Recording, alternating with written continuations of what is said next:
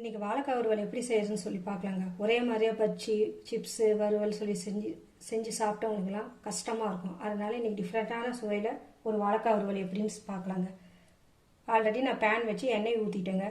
இப்போ ஒரு 10 சின்ன வெங்காயம், மிளகு 1 ஸ்பூன், ஜீரகம் 1 ஸ்பூன், சோம்பு 1 ஸ்பூன், கருவேப்பிலை 1 கொத்து, இதெல்லாம் கலர் மாறாத நம்ம ஃப்ரை பண்ணிக்கணும். இப்போ பாருங்கள், கண்ணாடி படம் வந்துருச்சு. இந்த மாதிரி வந்தவுடனே தேங்காய் ஒரு 1/2 கப். இது கலர் மாறக்கூடாதுங்க, ஒரே மாதிரியாகவே இருக்கும்.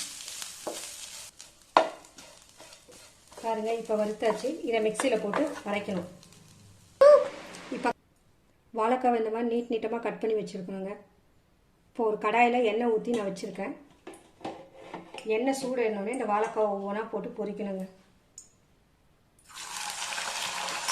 அந்த அரைச்சி வச்ச மசாலா தண்ணி ஊற்றார நம்ம குறப்பாக அரைக்கணும்.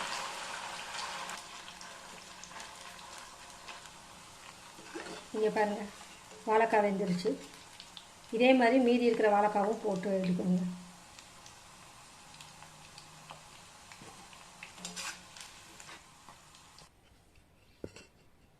ஃப்ரை பண்ணி எடுத்துட்டேங்க.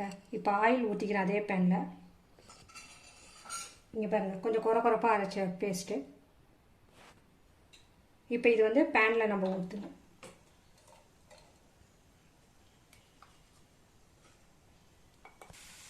இப்போ அதே பேனில் மிளகாத்தூள் 1/2 ஸ்பூன்,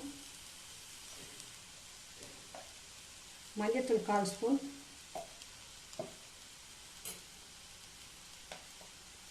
இஞ்சி பூண்டு பேஸ்ட் 1/2 ஸ்பூன். இதெல்லாம் நல்லா பச்சை வாசம் போகிற அளவுக்கு வதக்கணும்.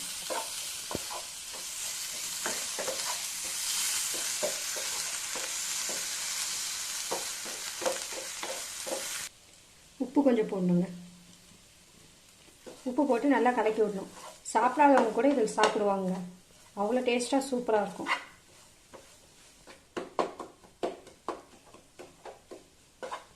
இப்போ பாருங்கள், பச்சை வாசனை போயிடுச்சு. இப்போ நம்ம ஃப்ரை பண்ணி வச்சுருக்க வாழைக்காவை இதில் சேர்த்துணும்.